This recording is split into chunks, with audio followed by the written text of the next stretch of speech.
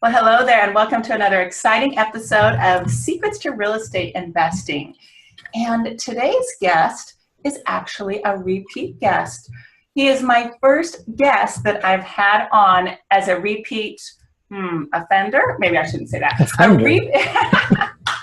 A repeat teacher, because he is doing amazing things. And when I saw in an email from him some of the results that he's gotten from a strategy for finding houses that not everybody uses, I knew I just had to have him on and tell us the stories of his success and what is working for him. So with that, welcome back, Danny Johnson. Hey, Holly, thanks for having me back. Oh, I am so excited. So to tell the listeners, when I got this email and I saw this beautiful pie chart, a circle with all these different colors representing Danny's sources of leads that turned into deals. And I was just super impressed that he's doing so much online, because I don't hear a lot of people talking about that. So, they'll do direct mail, they'll do networking and relationship building, which is what I do. So Danny, why don't you start first with a little background on you for those of the listeners that hadn't heard you before, and then tell us how you got into this whole online scene for flipping houses. Sure. Yeah, no problem. So Melissa, my wife, and I have been flipping houses in San Antonio for over 14 years. It's so weird now. I'd say at first I like to tell people like 8 years, 10 years, but now that we're getting that far into it, it's kind of like it's like time flies. But so whenever I got started, I was first a software developer. And I have a degree in computer science, and my father got started flipping houses, so I got to see all of the fun he was having. And so I decided to give it a go myself, and was doing it part-time for 3 years, I think. So we were part-time for a long time, and it took me being laid off my job to go full-time, just because I was a little bit scared to do it. But it wasn't too long after going full-time that I was thinking more and more about trying to get leads online, because we were focusing mainly on motivated seller marketing. So we were doing direct mail. We were doing a lot of driving for dollars, bandit signs, which are illegal a lot of places. So be sure you check before you put those out. But and a lot of those kind of things to get leads. And we had a Yellow Page ad, and I noticed after a while there was a difference between the people that were calling me from the Yellow Pages versus like direct mail stuff. So the calls I got from direct mail were mostly angry people. Oh, like what would they say? What does an angry person say to warn our listeners? It would be nothing but beeps. Oh. It's amazing how angry people get to receive a postcard that says, I want to buy your house, or I'll pay cash for your house. But we actually had my lead intake person, I don't take calls anymore, but my lead intake person came into my office the other day and said he just received a call where it was from a direct mail piece where the gentleman, well, I didn't call him gentleman, but he just said F you 12 times in a row. And then, Landon, my intake guy, said, okay, well, I'm sorry you feel that way. What's your name and address so I can remove you from the list? And there was a long pause and then another F you, and then hung up. Oh. So obviously he's going to receive another one. Yep. Right. So he's going to keep getting mail and I once had somebody actually threaten physical violence. And so it's kind of a good thing that we had a PO box, so you have to literally wait for me all week there, but it wasn't going to happen. So, but anyway. That's a good tip. Yeah. Don't put your home address on there just in case someone gets mad. Right. Especially if you're doing a lot of direct mail. I noticed, though, that the people calling typically from Yellow Pages were a little bit different, and it seemed to be a little bit easier. And then we would receive calls where, oh, thank you so much, for what you're doing for us. We really needed somebody to help us out of the situation. And the difference really was that they were looking for us. Like, they already acknowledged their problem, and went to the phone book to look for a solution, to find somebody to help them. And, what was that, back 2006, 7, 8. I was going to say, I haven't seen Yellow Pages in forever. Do they still have those in Texas? They still do. I haven't seen them around in California. They still do. They're a lot smaller. And I used to still look to see if anybody was still doing it. And I think people still do. It's probably pretty cheap. But I don't know. I'd be pretty curious to see what the results are. We were in it for a long time and then ended up going out of it when we weren't getting any results. But, and I even had a full page in there, which was nice. Under what category? What topic? Under real estate. Okay, real estate. Right. But so there was a difference, right? And thinking, well, people were going from, at that time, it was a big migration from Yellow Pages to online. And there weren't a lot of people talking about online. So I said, well, I'm going to build a website and see how it works. So I built the website and then nothing really happened. And it turns out, well, just having a website doesn't do anything. You've got to put it on your other marketing and have people go to the website or get it to rank in the search engines for search keywords that people were searching for. And at the time, I don't know, I think just sell your house fast was the main thing that we were all sort of like trying to rank for. And then I saw in the Google Analytics that people were searching a lot for We Buy Houses, which kind of amazed me because I would think that most people searching for someone to buy their house would say, how do I sell my house fast or something? Right. Still do. But so many people now market, all the bandit signs, then all the marketing that HomeVestors does, bigger companies, all that marketing all over the place. People are searching for the We Buy Houses people, which are all of us, all investors. Right. And so it turns out that one's a good one to rank for too, and spend a lot of time going up in the ranking and then dropping in the ranking, going up in the ranking and figuring out what to do. And I think a big takeaway from all of that was that it's so tempting for most people to research how to get their site ranked and do some things. And then when they don't see immediate improvements or even a decline afterwards, like right after they do some changes, then they freak out and think that what they did was wrong, or they give up because they get so frustrated. But the reality is a lot of times doing SEO, search engine optimization, for those who don't know, it's optimizing your website, not only on your website, but links to your website from other websites. The work that you do doesn't show results typically for several weeks or months. And so what I would do is I do a lot of things and then not see any progress, but I would be so busy with everything else, running our flipping business with my wife, that I wouldn't really pay attention. I would pay attention at first trying to find the ranking improvements and I wouldn't see anything. And then maybe a couple months later, I would check and it's like, whoa, it's gone up so much, and you see the change. So we got to a lot of the ups and downs and what works and what didn't work. And that's what we've been focused on because we were getting those better leads like the Yellow Pages used to provide. And the leads where people are wanting a solution to their problem and you're that solution. And so it's nice having people say that you're the answer to their prayers instead of cussing you out with. Oh, yeah. That's a huge difference. Yeah, when people are searching you out, of course they're not going to cuss you out because you're a solution and they're looking for it. So it's got to be a lot more comfortable for you and your staff to take those kind of calls instead of the others. Yeah. Right. So, well, tell us more too about, I see two different main sections on your pie chart where the biggest section is organic search, and then you also have AdWords. So I'd love for you to address, sounds like you've kind of addressed organic search, but if you have more to talk about that, tell us about that. Sure. So organic is when you show up in the search results, ranking your website at the top of search results. So the ones that are right below the ads at the top of Google are the organic rankings. And then the ones above that are the ads. So people pay per click. So they bid for people to place their ads there on Google. And then when people click on those ads, you have to pay per click. And so that's where AdWords comes in. So that's Google AdWords. And then Bing has the same thing where you can pay per click. I'm trying to find the graphic. I'm trying to find that graphic that you're talking about, the pie chart, because I want to give those numbers. Oops. Yeah, so AdWords, I've heard that the pay-per-click advertising can be very expensive. And of course, it depends on what area you are targeting as a marketer. So you're in Texas. So if you're targeting someone in San Antonio or surrounding area, you're going to get different pricing than I am in Orange County, California. So what is a typical price you pay in pay-per-click?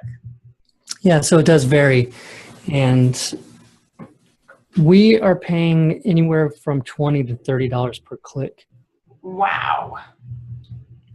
But it's And paying off. some of them are even up to 40 something dollars. But I mean, it Wow. depends on the keyword and then the competition for that keyword. So obviously the higher intent where the people are very motivated, the keywords like we buy houses and sell house fast have that higher price tag to them because you're bidding. It's a whole bidding thing and Google's going off of who's bidding the most. But it's not just how much you're bidding. They also assign a quality score to your website, to the page that they go to once they click on the ad. Because they, you think about how Google works, they want to be able to give the best result for what people are searching for because that's how they keep their search engine alive. If they gave cruddy results, no one would want to use them. So they don't allow just for a bid. So you can't just go in there and say, I'm going to spend $100 and get all of them because they won't let you. Because what you're paying is a combination of the quality of where you're taking people and what they do on your website. So they look at, how when people go over to your site, what do?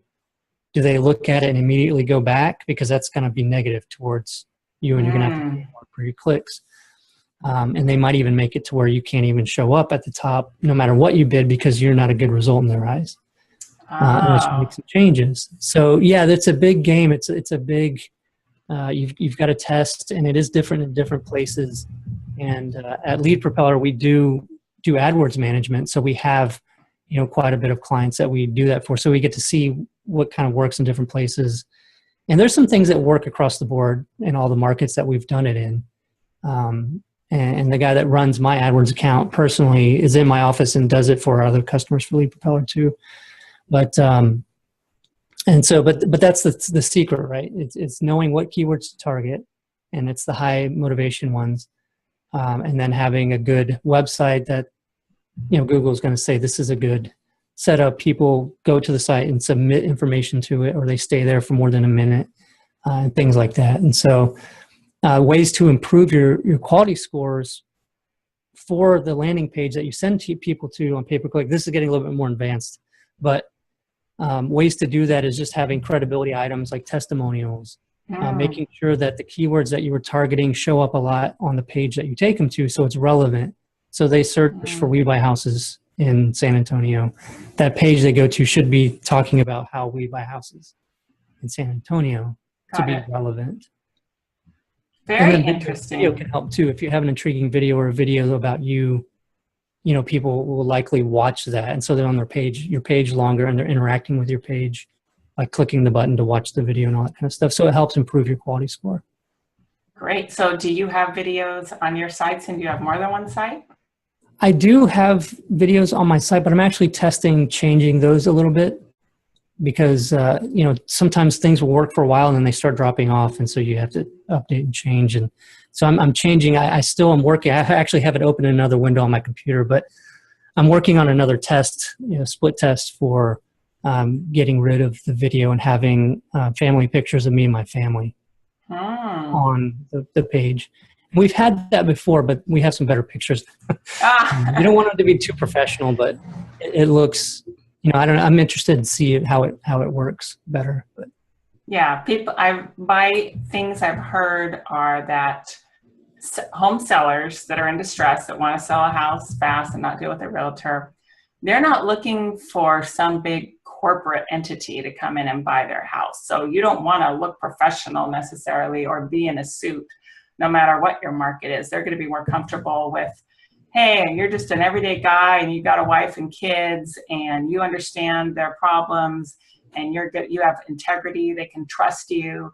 And that's how you want to come through on your site, I take it too, not look like some big stuffy corporate company.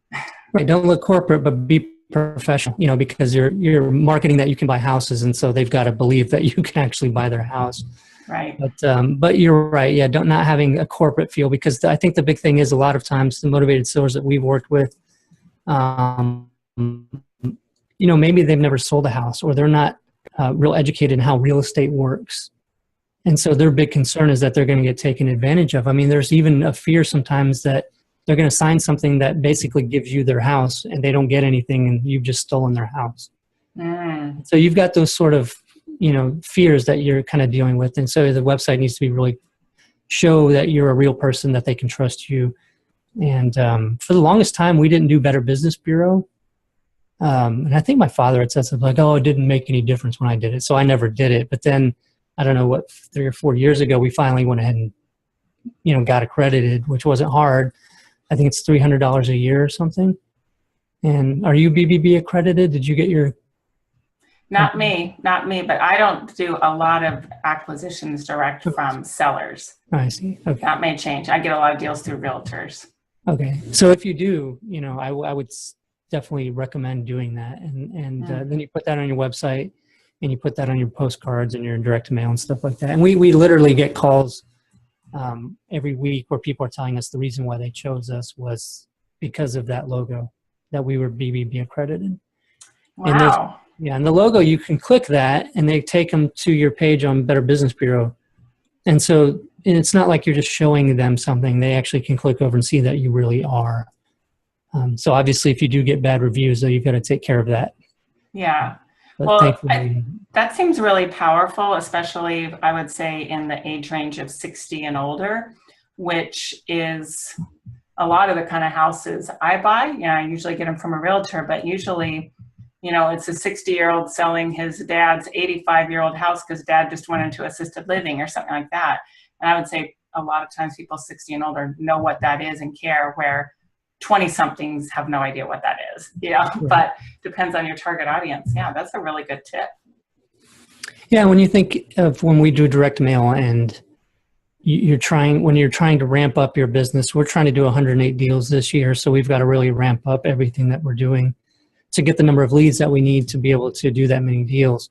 And so we do online as our biggest proportion, as you can tell from the pie chart. And I can send you that image too as well if you want to include that on show notes so people can see what we're talking about. Yeah, I definitely will. So yeah, why don't you talk about let's start with your organic search results, and maybe you could tell us, so that's lead sources, but not necessarily closed deals. Is that how we read this chart? Right. So that's 222 leads from organic search then. Right. And that if you add that up plus the AdWords and Bing ads and then the postcard website so it's 404, I think, was the total number of leads. And of that, 30 became profitable deals. So awesome. And I've got costs. Let me try to pull that up real quick. I've got costs for, I don't know if I have them on the webinar. Well, yeah. And so at the end of our show here, we'll have Danny tell you, how you can learn more about him and him helping you with this, because this is a lot to learn and navigate. You can do it yourself, but you probably won't be as good as getting some help from Danny and his team, because he's been doing this many years and this is his background. Right. And we're still doing it. And if we had done it 5 years ago or 8 years ago, once had success and then stopped and was just selling training to other people, that training would no longer be valid because so much have changed. So we're still active investors that are doing this. So it's really cool to see how much things change, and it kind of keeps you on your toes. And I think one of the reasons why Melissa and I had so much success getting started in flipping houses was because we were so interested in finding ways to get deals. Like marketing, there were times where we would go to laundromats and post flyers. We did everything to try to get leads. And I was just talking to somebody the other day about, there was a local pizza place, and we lived close to downtown at the time. And so I made a deal with the pizza place. I said, if I print out all of these coupons and had your specials at the top of the coupon and then my ad to buy houses on the bottom half, would you put those on all the pizzas that get delivered? And they said yes, because it was just a mom and pop type pizza place. Well, I quickly found out that the majority of their customers, though, were tourists, because San Antonio downtown is mostly just tourists at hotels. Yeah. And so those were the people that were mostly ordering pizzas. So the only thing I really got out of that was a ton of prank calls. Oh, that's disappointing. They're like, what is this weird thing people saying they're buying houses on the pizza box, But anyway, we've tried all kinds of crazy stuff. But that's what leads you to success, is trying new things, being open-minded, and then learning from it. I'm glad you're not still doing that and wondering where your next home buy is going to come from. So tracking your results, which obviously you're very good at with this, that we're going to we'll put in our show notes the whole results of all of your different efforts. So yeah, so why don't we talk about a little bit more about organic search and how many websites do you have that you're doing to get that, and just tell us about that. Okay, well, I have 73 websites. Wow. I'm just kidding. I'm kidding. I don't know. No, it's just one website that generated all of those. Okay, awesome. And a lot of that, and that's increased quite a bit lately for what I'm ranking for, because I've really dived into content marketing. If you've heard of content marketing. Yes. It's basically, blogging and having blog posts that target different keywords, and you end up ranking for a lot of keywords. So and I talk more about it in the webinar too, but my site, I think when I was last look before I was getting into a lot of content marketing, I was ranking for 400 or so keywords, it showed me. And I was really surprised because only 3 or 4 or 5 months after I started doing a lot of content marketing, it went up to over 1,000. Right now it's like 1,600 keywords. Oh my gosh. My website's ranking for. So it's pretty amazing when you start doing that. It does pay off after a while. And given my site did already have a lot of, the ranking factors already ranking pretty well, so that happened pretty quickly for me. But it's an investment, right? And that's what I talk a lot about in the webinar as well, is that that people that have success online is because they make a commitment to focus on it and invest in it.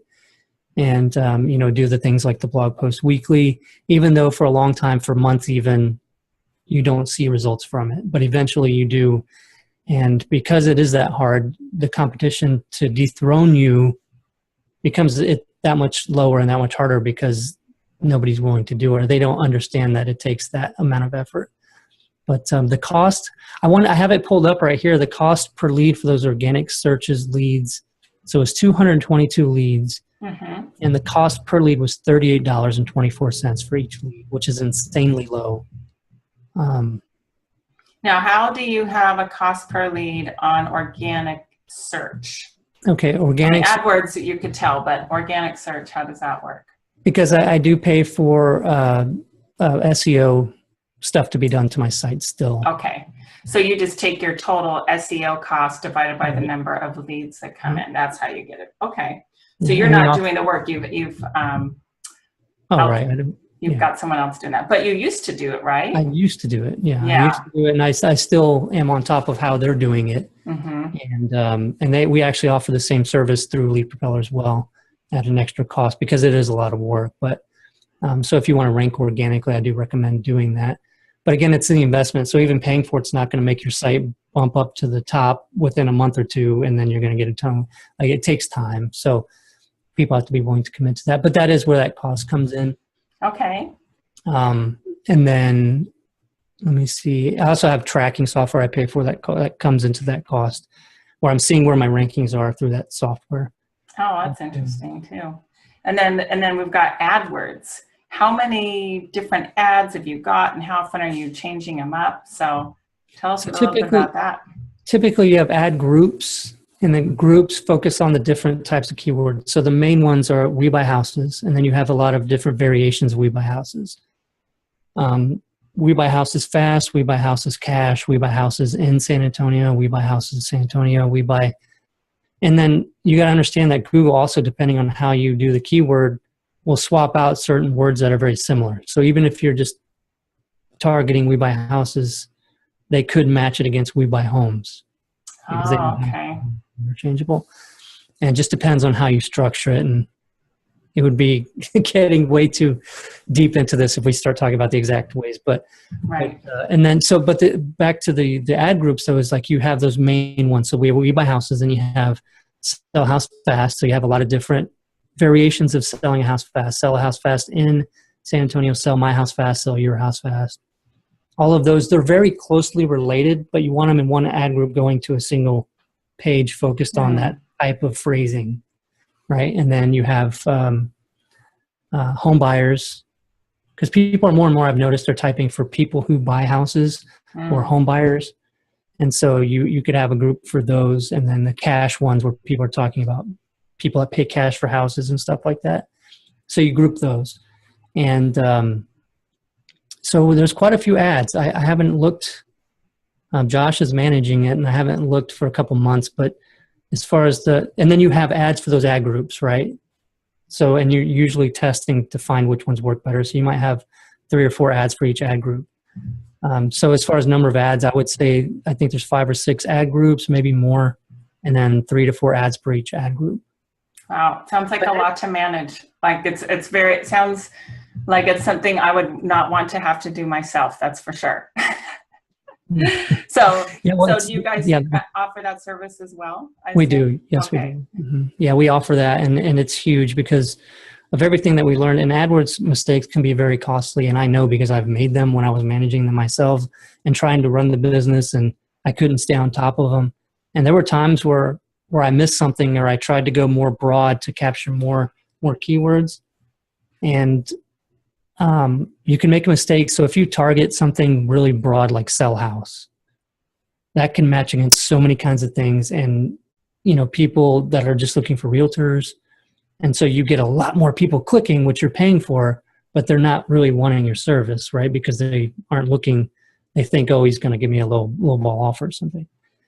And so there's been times where I've logged in, ways back where I almost had a heart attack. It's it shows like $10,000 was spent. Oh. And, there weren't barely any leads from it because it was the wrong people. And so you learn pretty quickly to keep on top and not ever, if you're going to make a change where you feel like you're going to start getting a lot more impressions, if you take a look at it, you can learn pretty quickly, like that cost I've spent now, say if it gets to where you've spent $500-$600 and there's no conversions, meaning they didn't submit the form on your site or call you, then like, hey, maybe I should probably turn this one off, right? Right. Yeah. There's so much to know about this. That's why, it's smart to hire someone like Danny and his team, because it's such a big learning curve, and Danny's already made up the learning curve. So yeah, it's great to find someone who knows what they're doing. And so let's just talk about the results a little bit more. You had all these results, all these leads that turned into 30 profitable deals. And that's where you spend most of your time, right? Is it flipping the houses, or is it your wife that does the management? Right. So yeah, Melissa, and people were joking recently because we were at a mastermind meeting and somebody took a picture, I think with Melissa, my wife, and then put a picture up and it said, me with the flipping junkie or something like that. And then the next picture showed a picture of me separately and it said, and Danny. But because we had decided, I think in October, we had a discussion about it because, I'm running the software business and the flipping business. And then, it's kind of like always feeling like I'm having to change hats all the time, like we were in our flipping business before we were building up the team. And so she decided, I want to run the flipping business and you can focus more on software and just kind of be consulting and be in the meetings and stuff like that. And so that's how we've been doing it since October. And so it's been really nice, and she's been doing great with it. So awesome. Another woman in the business. I love it. Yeah. Go, Melissa. Yeah, she's awesome. And she still manages the rehabs because she likes the design part of it. And she's really good at controlling the contractors. So that's good. Yeah, you need someone who can boss them around and get them to perform and get them to go faster. Ask me how I know. Yeah, I've been there. They call her boss lady. So yes, I love it. Well, we're just about getting here to the end of the show. Why don't you tell us before we sign off, one of your, if you know any, maybe it's Melissa we should be asking, but one of your successful deals that you had from some kind of online lead. And if you wouldn't mind sharing about that and the numbers, that would be awesome. Yeah, we would have to ask her because I'm kind of removed from it. And she tells me, hey, we've made, 37,000 or whatever, but I don't know the specifics. There is, I can share with you actually, because I had it on the webinar because some of our Lead Propeller customers, let me, if you don't mind, I can share one of their deals because I was recently talking about it. Oh, yeah, even better. One of your customers. Perfect. Let me pull this up. Yeah, why don't you tell our listeners what areas you can help them with? Is it United States? Does it extend beyond United States? Yeah, so Lead Propel, we've got customers all over the country and even the world. I think we have somebody in Chile, is it? Wow. And then South Africa. I think over in England and Canada.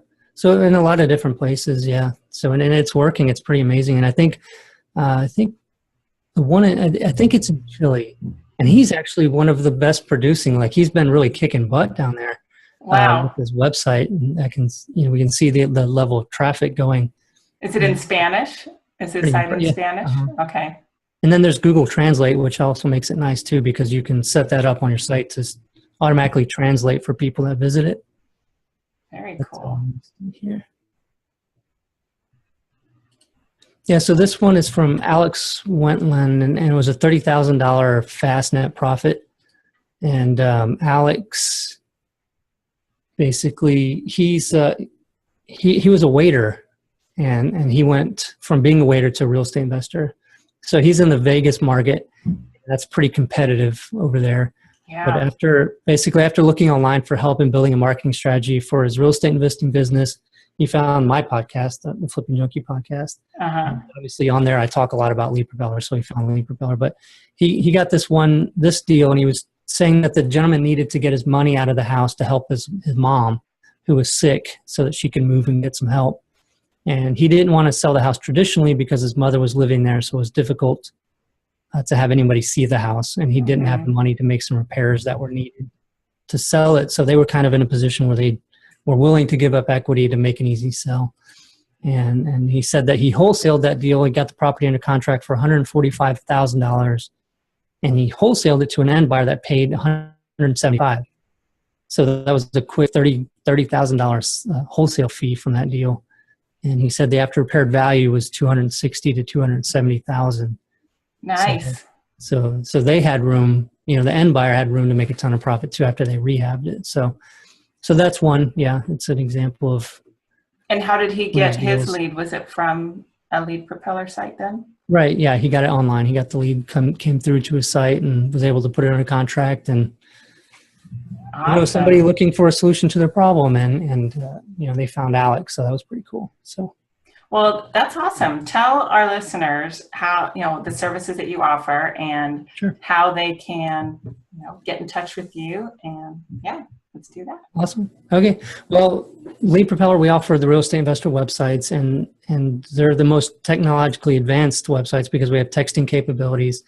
And one thing early on with, websites that I realized was just like the phone book, when people would look at calling you, they see your listing there, and then once they get off the phone, or if they didn't get a hold of you, they call the next one, right? And then they call the next one. Yeah. And even within the last year, we've had people call and say, hey, I call like 6 people, and you guys are the first people to pick up the phone, so you have to answer the phone. And with the website, you can't do that sometimes because they're submitting the form a lot of times. Like roughly half will submit the form. And, if you're not getting notified about that some way, checking your email constantly to know immediately when they're submitting that form, they're doing that and then going back and going to another website. So it's like, how do we solve that problem? How do we get around that? How do we know as soon as somebody submits that? And so we have texting built in to where once you get that lead, immediately you get texted with the information they submitted. So you have their name, their phone number, their property address that they want to sell, and you can just click that text and call them.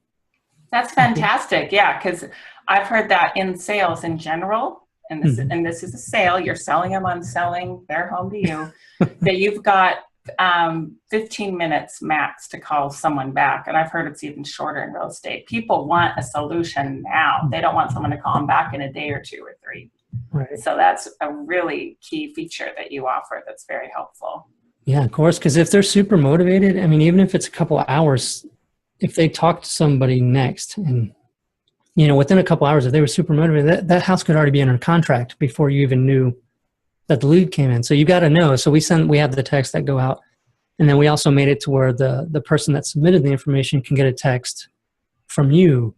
And obviously that can seem automated. So we put a time delay on it of like 30 seconds. So it's enough time for someone to get it and then type a short message, right? And it includes the property that they entered, so that it's customized. It's not just a standard message. It has the address that they put in. in the text. And it says, the default one, you can change it, but the default one just says, hey, got your information about the house you want to sell. I'm going to call you in a couple minutes, so that they're anticipating it. And you've already connected with them automatically. So it's pretty cool. But, there's a whole lot of things to check out. If you go to leadpropeller.com, you can see, and I just made a bunch of new videos on there. It was kind of awkward making those videos when there's nobody else, and you're just talking. But what I did was I wanted to make videos where I was talking about the reason for the things that we've built into Lead Propeller. Right. We can use them ourselves, and it's not just features that other people told us about. It's like, we needed these for our business, and we needed these solutions to problems with online lead generation. So we built this stuff. And that's why, it's pretty cool. Made a bunch of videos about all that. And that's then awesome. A webinar to get into it even deeper. And, that's free for people to register. If you go to flipwebinar.com, you can register for those webinars. So flipwebinar.com. But, cool. Yeah. And guys, those listeners out there, Danny is so awesome for this because he's got his hands in the flipping business and he knows what's working. He's not just an IT or computer guy that is trying to build something for flippers. He is a flipper. He's been flipping 14 years. Right. So that is like huge. You want to find someone like him who knows what flippers needs and isn't just a tech guy trying to cross over and guess what you need. So yeah, awesome. Well, thank you so much, Danny. Yeah, I appreciate it, Holly. So yeah, we are going to have all this information in our show notes, which is at hardhatholly.com/49. We also have an awesome free report there that Danny has put together with all kinds of information. I think it's 17 pages long, all kinds of really great wisdom from his years of experience here flipping houses. So that's hardhatholly.com/49. And if you're interested in getting more information on Lead Propeller, you can also go to hardhatholly.com/LP for Lead Propeller, and you'll get a little extra bonus from going through there. And if you're interested in hearing Danny's first show with us, he was one of our early ones. It's hardhatholly.com/9. He's episode 9. And you can also, find that on iTunes at episode 9. So with that, thank you so much, Danny. I just love hearing, you're the most tech savvy flipper I've ever come across in the hundreds that I've met. And I really appreciate you, sharing all of your insights and success with our audience. Thank you. Problem. Thank you for having me on. And I'm going to talk to Melissa and try to get her to agree to be on your show as well, so she can. Oh, I would love it. Talk with you about flipping and share some of the deals and stuff like that. But yeah, for sure. I haven't even had her on my podcast. We've been trying to plan it, but we get so busy and I need to just do it. But if you're interested, I could talk to her about it and see if she wants to be on there. I love it, especially because I love the female version to inspire everybody and to let people know that women can do this too and do it really well. Awesome. Well, thank you again, Danny. Yeah, no problem. And I'll send over, did you want me to send those graphics with the breakdown of the cost? Yep, we'll include all that with the show notes. Thanks. Okay. Hey there, thanks for watching the video. Make sure you like it and click subscribe to get notified of more videos. And you can go to hardhatholly.com for a free download on secrets to finding great deals.